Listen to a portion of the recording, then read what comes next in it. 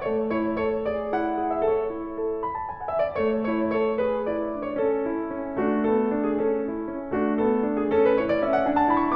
you believe it? January is already over, so happy Black History Month to those of us that are celebrating. My name is Malcolm Butterscotch, and although January is over, the news never stops with a blockbuster LUKA Doncic trade, NVIDIA stock plummeted, the critically acclaimed film EMILIA PEREZ is under scrutiny, Mark Zuckerberg is turning into a frat boy, Donnie T is blaming diversity for a helicopter crash, and the Grammys left people in shock. All right here with your boy Malcolm Butterscotch to cover it. So NVIDIA, for those of us that are not aware, it is an AI chip manufacturing company that started off in the gaming tech industry, but then quickly realized that there's a lot more money in AI, so they done switched it up a little bit. So NVIDIA has shed almost $600 billion in market cap, biggest one-day loss in U.S. history. Look, people are not losing money like NVIDIA right now. The sell-off, which hit most of the U.S. tech sector, was sparked by concerns about increased competition from Chinese AI lab DeepSeek. So look, I think everybody's a little bit concerned about the Chinese, not just our boy Donnie T, because it looks like NVIDIA has got some competition.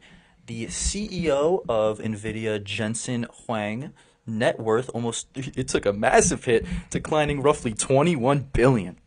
OMG, give me at least 1% of that and I'll never have to do this show again. So as for the state of NVIDIA, look, buy when low, sell when high. So if you're gonna be buying some stocks, I would say buy NVIDIA right now, and if you put too much money into it, you might lose all your bread because they might be out of business in the next 2 months because of this Chinese company. That's just how it's gonna be.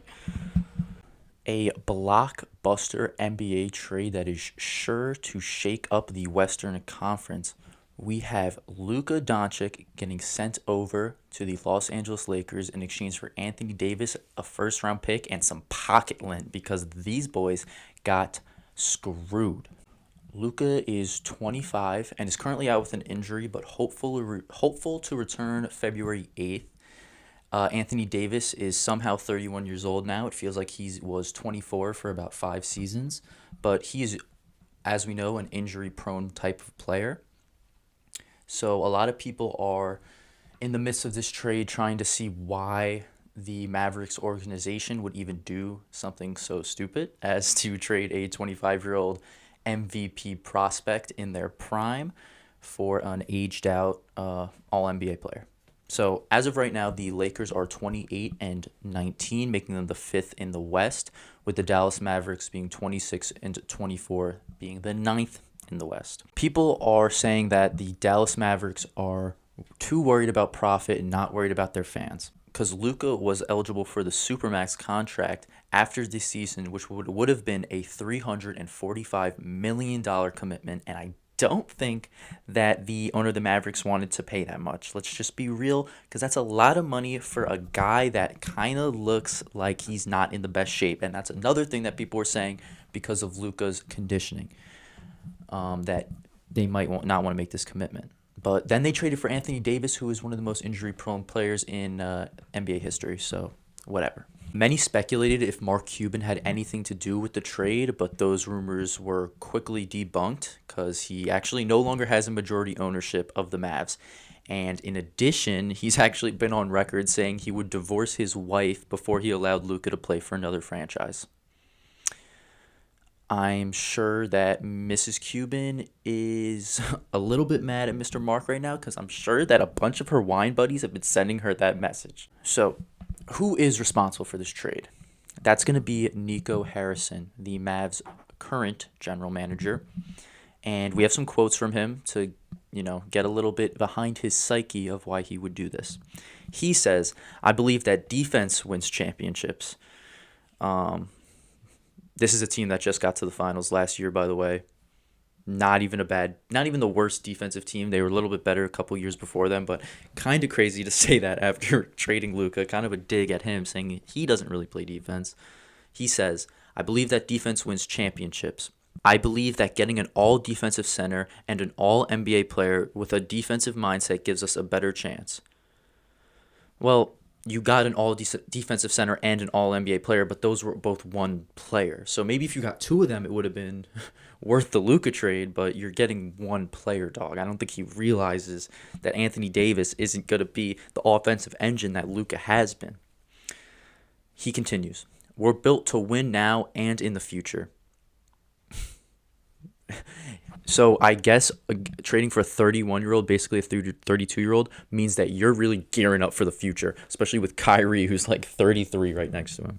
Makes a lot of sense. But he actually goes on to say a little bit more about the future of the Mavericks. Anthony Davis fits right along with our time frame to win now and in the future. The future to me is 3 to 4 years from now. The future 10 years from now, they'll probably bury me and Coach Kidd by then, and we'll bury ourselves. I am so confused what that even means. First of all, 3 to 4 years is the future, but I don't think you realize that Anthony Davis is going to be about 36 years old in 4 years, so that's your best player. Instead of having a 29-year-old LUKA, not even a 30-year-old LUKA, you're going to have a past 35-year-old Anthony Davis on your team instead. Let's think about that. You guys are prepared to win for the future. All right, cool.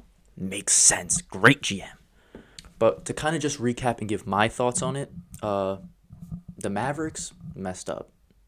I'm not gonna be the person that comes on here and has a hot take and says that the Lakers messed up by trading for Luka Doncic, who is one of the best players in the NBA. I'm not gonna give you that hot take, and who knows, the Mavericks might end up winning the championship next year. But I'm just gonna have to stand on this take, and it's just not a good trade. Just not.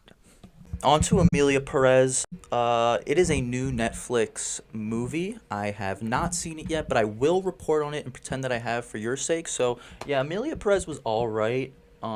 It seen a little bit of controversy, encompassed several aspects of criticism and backlash regarding the film's portrayal of Mexico, its representation of transgender issues, and the overall authenticity of the narrative and production. Look, I definitely didn't look that up on ChatGPT. Those were just my personal qualms with it, because Malcolm Butterscotch wants to make sure that the Mexican community is fairly represented, that the transgender community is fairly represented. Emilia Perez has actually been very, very successful, and that's probably why we're seeing some of the backlash, because people love to hate on things that are good, like this show. There's 13 Oscar nominations for it, in which Carla Sofia Gascon was nominated for Best Actress at the 2025 Academy Awards. This actually makes her the first transgender actor to be nominated for an acting Oscar. Congrats. You done did it. First one in history. But let's be real, Squid Games did do trans better. I just gotta say that. Any of our Mexican listeners, tell us, or transgender listeners, did you enjoy Emilia Perez, or did you think it was culturally insensitive? Just let us know. So some people are seeing the awards as recognizing and rewarding a film that does not adequately or respectfully represent the cultural and social issues it tackles. Now, look, I can tell that everybody that watches this show is very culturally sensitive, and we care a lot about other people's feelings. So I actually collected, and when I say I'm going to actually, it was GLAAD. I don't know what that stands for, but is a LGBTQ plus media corporation that helps with the representation, whatever. But they recorded a couple of reviews of Emilia Perez from the transgender community. I'm going to go ahead and read one of those to give you guys a little bit of more insight. So BJ Colangelo from Slash Films says, those who love the film keep hailing it as progress, noting that Carla Sofia Gascon, nominated for Best Actress, is a historic first for the transgender actors everywhere, despite the fact that she implied queer and trans critics who didn't like her movie were stupid. Kind of crazy, a little bit crazy. Someone like her should be a little bit more understanding of others' opinions, but whatever. But who gets to dictate what progress looks like? The well-meaning cis people desperately trying to prove they're not transphobic by hyping up a regressive mess, or the actual LGBTQ plus community who have been speaking out against it since the now infamous "From Penis to Vagina" song clip started making the rounds on social media. I'm guessing that's from the film. I did watch it. I must have missed that part. But as you can see, people are not really on board with it. And I'm not going to lie, PJ kind of gagged him a little bit on this one. Viewers were also critical of Selena Gomez's performance. And let's talk about Selena for a little bit. Now, she's known for being every kid's favorite wizard behind the kid HP. But as of recent, she's gotten married to Benjamin Blanco. And her life is good. I don't know. Question mark? We're about to find out. We're about to explore a little bit. And for those who didn't know, this is Benny Blanco. Shout out the kid. He is a very successful music producer. And yes, he has a mean unibrow. And no, he's not from Long Island or Brooklyn. Good guesses, though. Mr. Benjamin Blanco has been professing his love for his fiancée Selena Gomez since they confirmed their relationship in late 2023. Now the couple may be using their romance as a muse for new music. Is it all about business, Benjamin? I'm talking to you too, Selena. Come on, where's the love? Love is not about profit, not about commercialization. Who cares if Miss Butterscotch basically helped produce half of the show? Look, you should not help your partner. Blanco, who collaborated with Gomez on her most recent track, Single Soon, shared the same clip on TikTok, a clip that she posted of her being like, while working in the studio. So we can obviously assume that Benny Blanco is going to be the husband producer. No way that could go wrong. But he collaborated with Gomez on her latest track, Single Soon. And let's be real, if Blanco keeps mixing pleasure with business, the boy is going to be single soon himself.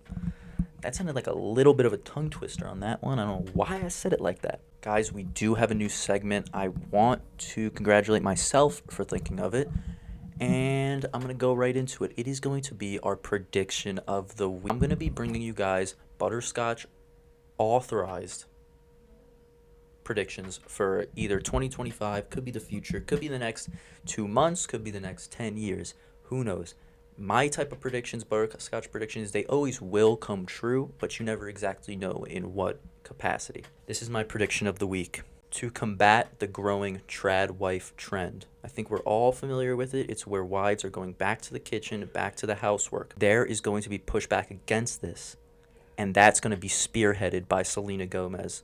It's going to be a campaign known as Non-Trad Husbands, in which she delegates all housework to Benny Blanco, a situation he'll graciously oblige to. And wives across the world will join. They will join in and celebrate this newfound sense of purpose, this newfound sense of authority. And of course, this will all lead to the impeachment of Donatello Trump and the substitute inauguration of Brittany Griner. All of which I think are appropriate courses of actions if these all were to happen. However, the trend will inevitably become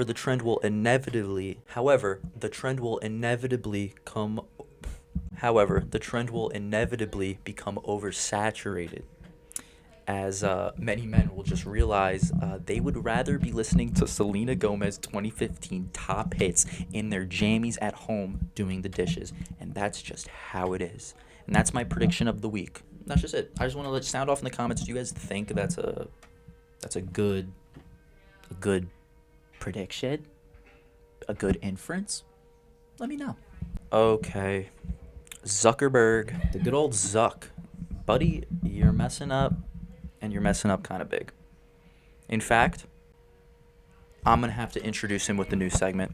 This is another new segment. I know this is crazy. This has never been done in Butterscotch history, actually introducing 2 new segments in the same day. Actually, we've never had a segment on the show, so it's actually really a big deal, and you guys should be subscribing right now and liking because of it. So this is going to be Butterhead of the day. Butterhead of the week is for somebody that made a little bit of oopsie, a little bit of a mistake, and maybe looks a little bit silly in the public eye, and that's what it is reserved for. So Elon Musk is definitely our honorary for the things that he's done, but I think that news stretches a little bit too far out for what we're covering right now. And look, Butterhead of the day goes to Mr. Mark Zuckerberg. It was going to go to Elon Musk, but I wasn't able to get this out in time. But Brody hit a little bit of a weird salute. It's not getting covered on this Malcolm Butterscotch report, but that was crazy. Onward, though. So, Zuck is probably feeling a little bit silly considering that his company Meta has to pay $25 million in a Trump lawsuit from 2021. You heard that right, a Donald Trump lawsuit.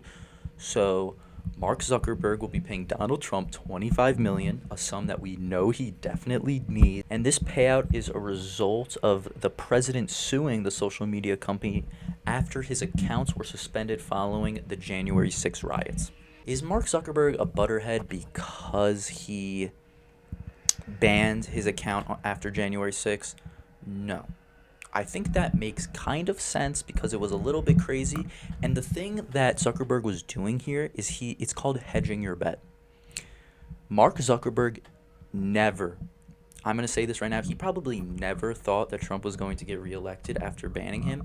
And if he were to know that information, I doubt that he would have done it in appeasement towards the Democratic Party, because it kind of looks like it was. Because make no mistake, Zuck will let you bitch him out for whichever political party is in office, and that's kind of just how it is, and that's kind of what's going on. We're going to explain that a little bit more. CEO Mark Zuckerberg said the move is an attempt to restore free expression on Meta's platforms, so kind of trying to be a little bit Elon Musky there, a little bit of free speech, get a little bit more hate speech on your platform. Look, it happens. The pivot comes as Zuckerberg looks to build ties with the incoming Trump administration. Meta spokesperson Andy Stone separately confirmed the terms, a $25 million payment from the company, with $22 million going towards a fund for Trump's presidential library, and the balance dedicated to legal fees and other plaintiffs in the case. The settlement does not require Meta to admit wrongdoing. Apparently, Meta has no wrongdoing, but they are paying $25 million to Trump. People are wondering now, what is going on? And I'll tell you exactly what's going on. Also, the White House has declined to comment, so Trump will not be commenting on this. But I'll tell you exactly what's going on. Trump is starting a fraternity. For those not privy to Greek life, a frat, basically it is a bunch of dudes that get lit, they get crunk, and they do crazy shit, and they make money, at least in this case. So let me explain that a little bit. Let me explain my line of reasoning. It definitely feels like Trump is starting a frat house with the tech and finance billionaires, a very exclusive club. And as you can see, look, Zuckerberg, so he's going to have to pay his dues to Mr. Donatello to ensure that he can get his foot in the club. This is basically his frat bid. This $25 million and $22 million of it going to the library that Donald Trump is making, this is a bid. This is what he needs to do to get his foot in the door to make sure that he can maybe one day be Donald Trump's small and big. Big meaning the one that is already in the fraternity, small meaning someone that is going to be inaugurated into it. So Zuck is just paying his dues. And also, to even bring more further confirmation to this story, as you can see, Zuck has never looked more like a frat boy, and that is saying something considering he made Facebook in college to rate girls' hits, and that's just how it is. And I don't know if I'm gonna be able to keep that in, but Zuckerberg definitely was getting up to it in college. He was not a frat boy, more of the nerdy, horny type.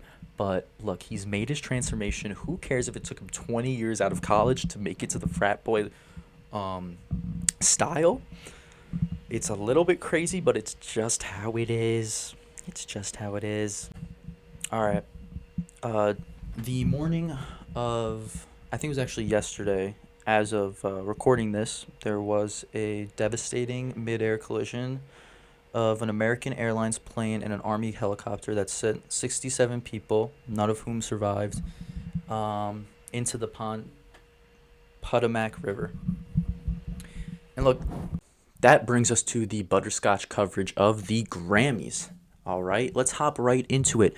Beyonce won Album of the Year. She did it. It's been too long, but it was for Cowboy Carter. going to be real, I didn't really listen to this album, but I'm sure it is good considering it won a Grammy. Because we know that Grammys means good music, and that there's never anything salacious about them at all. So she won for Album of the Year, delivering her, at last, the show's exclusive top award. Congrats, Beyonce. The superstar, who is both the most awarded and nominated artist in Grammy history, has been nominated in the category 4 times before, and many felt she has been snubbed by its top honors.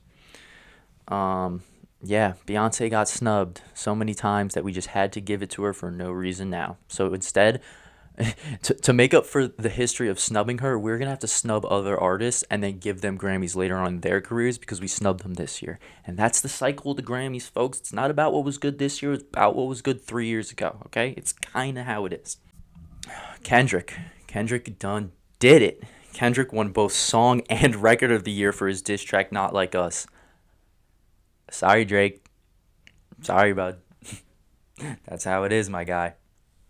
That's really crazy, though, that he got to call him a PDF file and win 2 Grammys out of it. So, like, you would have thought that something like this might get you blackballed from the Grammys for making songs like this.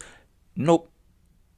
It's going to get you a Grammy because you're Kendrick Lamar and you make bops. And do I think it's deserved? 100%. I do. Chappell Roan beat out Sabrina Carpenter to win Grammy for the Best New Artist. I mean, I wouldn't exactly call Sabrina Carpenter a brand new artist, but I don't think Chappell Roan is either. So, who really knew? I wanted Doechii to win this category, but it's fine because we're going to get into it. Doechii done brought home an even better award. And Taylor Swift presented the award for Best Country Album to Beyonce. So, Beyonce got Album of the Year and Country Album of the Year. Good for her. Good for Taylor Swift. It's all a lot. It's all just a bunch of big names at the Grammys, and they're all having fun. And Doechii did bring home a Rap Album of the Year, which is congrats to her, because that was a really great album. More Grammy stuff. We're talking about the fashion of the Grammys. Jaden Smith wore a castle as a hat in an attempt to remind us, the public, that he still wants attention, because there's no other reason that you're wearing a vampirical black I don't know what he's wearing. There's no other way you wear this other than just a plea for attention. Like, please don't forget about me. I'm Will Smith's kid. I need some spotlight. Look, I used to do music, so I guess I'm at the Grammys. My dad used to do music, so I guess we're at the Grammys. But look at this hat I got. Yeah, I probably spent 6 figures on it for something that looks like a little kid glued it together with some felt and some stitches. But look, it's drip. I don't get it. You don't get it. That's why we're not at the Grammys. Like, how? I don't think. Do I have to explain this to you guys? That's high art. That's high fashion. Only people like Jaden Smith can understand it. I hope that maybe in 10 years, a little bit of development goes on in our brain that will be understanding that and will be wearing stuff like that. Oh, gosh. It gets me so mad when people just don't understand his drip. Look, at least Jaden Smith decided to wear something because Kanye's wife, Bianca Censori, was decided to wear nothing. And look, with this fit, Bianca's going to make me Censori the whole screen because just look at it. There's nothing there. You forgot to put on your clothes, Censori. Go get your clothes. I know that you're Kanye's wife, but chill. You can't be doing stuff like that. There has to be some type of dress code at the Grammys. OMG. Recap. Look, the Grammys were a lot of fun, a lot of great performances. The Weeknd did a surprise one, even though he said he didn't like the Grammys. Everybody folds for the paper. We done talked about that with Snoop Dogg. Top Dog Entertainment, I think, was the biggest winner. And the biggest loser, someone that wasn't even nominated, was Drake, because you let a diss track that calls you a person that really, really likes kids win 2 Grammys. Maybe you should have put a little bit more effort into the beef and gotten yourself up here. Too bad. So sad. Can't rewrite the history. This is basically a comedy show. This is not too much of a news report, but I do, of course, want to give my condolences out to the families because it isn't really fair what's going on right now and the whole coverage of this. And I don't love the way that our president is approaching it. Of course, he gave condolences to the family, as any president ought to do. And I'm going to explain why I don't love the way Trump is covering this. Look, I think he needs to focus on mourning the loss of these people before he worries about the root cause of it. Like, obviously, we want to understand what happened and to prevent it. But right now, when, as there isn't even a investigation afoot yet, or it's afoot, but it's not. We don't have the information from it, and neither does Donald Trump as of recording this, or as of the news that has came out, and he was answering questions about it without actually having the report on it. And the stuff he was saying was a little bit. I mean, it's kind of just seems out of left field. I understand him trying to use this. Um, he's trying to use this news story to basically wake Americans up to what his policies are. And I'm going to go ahead and say what he said. We must have only the highest standards for those who work in our aviation system. We have to have our smartest people. It doesn't matter what they look like, how they speak, who they are. I mean, a sentiment that I think a lot of people agree to, but I don't know why people are not happy that he's making this a DEI thing. And this isn't the only quote of him making it a DEI thing. That's diversity, equity, inclusion for those who are out of the loop. But your boy Malcolm Butterscotch is here to help you with all your political needs. I guess they sent JD Vance to do a little bit of damage control because he explained this a little bit further. And so Mr. Vance said if you go back to just some of the headlines over the past 10 years, you have many hundreds of people suing the government because they would like to be air traffic controllers, but they were turned away because of the color of their skin. That policy ends under Donald Trump's leadership because safety is the first priority of our aviation industry. Um, it's just like, what are you guys doing?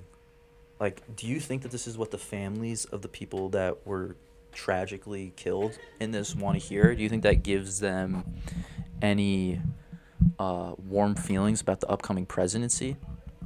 I would say no. This is what we were talking about DEI in the aviation industry. I don't want to hear it.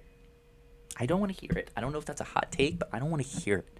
Look, it doesn't really matter about you obviously hire smart people, but look, if the procedures are not put in place and not upheld by some type of committee or some type of managerial class inside of the aviation industry, then it doesn't really matter who you hire because if you couldn't see the plane coming, you would have died anyway. All right, I'm sorry.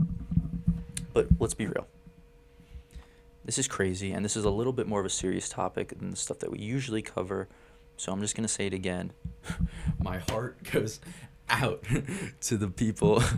All right, let's chill. But my heart does go out to the people that we lost. I'm not trying to hit on Elon Musk. I'm not trying to make myself the next Butterhead of the week.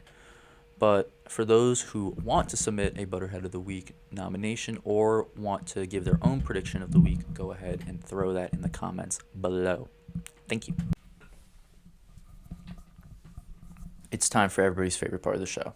It's time for reading the comments. I know. We all wait 25 minutes only for this part. That's how it is. But if you made it to this part, you better like and comment. All right, let's start it off. Can you rank all of Babytron's albums from least favorite to favorite? Look, I don't usually read these comments before, but I did see this one, and out of good fairness, I did write down my favorites. Okay, I'm going to be going from least favorite to favorite. Least favorite, Sleeve Nash, Back to the Future, Luka Tronchik, Bin Reaper 2, Case Dismissed, Bin Reaper. Now, everything above this, I would consider peak Babytron. Any of these you can throw on, and I'm vibing, no doubt. Megatron, go listen to the song Jerry Rice. Very good song. Tronicles, go listen to the song Hawk Tuah or Neymar. Tronicles. Oh, I just said Tronicles, sorry. Megatron 2, I would probably... Megatron 2, I would throw on Stutter Flow. That's a really good track. Bin Reaper 3, Old Testament. This one is fire. Genesis 1:1, that song hits. Bin Reaper 3, New Testament. This one just has more songs. You can go with anything like Golden Child, but anything in the track list is very fire. And then we have the best Babytron album, in my Butterscotch opinion, is going to be Six. I think that this is by far his strongest body of work. It's definitely his most cohesive from front to back. And really, you could put on any track. And I think anywhere in the track list, there's a 3-song run that is some of his best work. And I'm really proud of the kid. Oh, and also he released an EP called Song Wars recently, like within the past week. And it was all right. It was all right. I'd probably throw it below, like, probably like below Case Dismissed, definitely. Next comment. FMK, Lizzo, Wemby, and Dave Blunts. Okay, I would marry the richest. Ooh, that's tough though. Who's gonna be the richest out of these? I think Lizzo is right now, but it's gonna be Wemby. I would marry Wemby. I would kill Dave Blunts because it feels like I'm just getting to the inevitable. It's not really like if I'm gonna, like, these people might actually have a chance to live like of a fun life. So I would freak Lizzo, marry Wemby, kill Dave Blunts. Favorite NBA player that went overseas? I don't know if Ron Baker ever went to play overseas, but if he did, it's gonna be him. If not, Stephen Marbury, Jeremy Lin. I don't know who else, to be honest. That's all I got for you off the top of my dome ski. How many takes did it take to achieve this level of perfection? ... Or was it just raw talent from the start? ? Also, would we also discuss the significance of the Pleva 5000, and if we see if we will see it in wiffle ball action anytime soon? Okay, so the Pleva 5000 is a wiffle ball bat that has been known for its destructive power. That bat has sent more wiffle balls into the orbit than Elon Musk has sent rockets. It's just how it is, because that thing can rip the laces off a baseball, not even just a wiffle ball. How many takes did this take? Right now we're doing it in a oneer, but we'll see if we have to go back for another. And yes, this perfection is raw. You remind me of Rui Hachimura, but a more handsome version. I could not agree more. Honestly, when people tell me to explain myself, I do say I have a splash of Rui Hachimura in me. Down, and usually it kicks in from my knees down because my calves have a little bit more Rui than the rest of my body. That burp sent tingles down my spine. I wish I had another one in the holster for you, but I'm sorry, you're just going to have to replay that part of the report over and over again if you're going to want such a sensation. Lonzo should have gotten a Grammy in 2017. I agree with that, and hopefully next year LiAngelo's going to pull home a Grammy and win Best New Artist.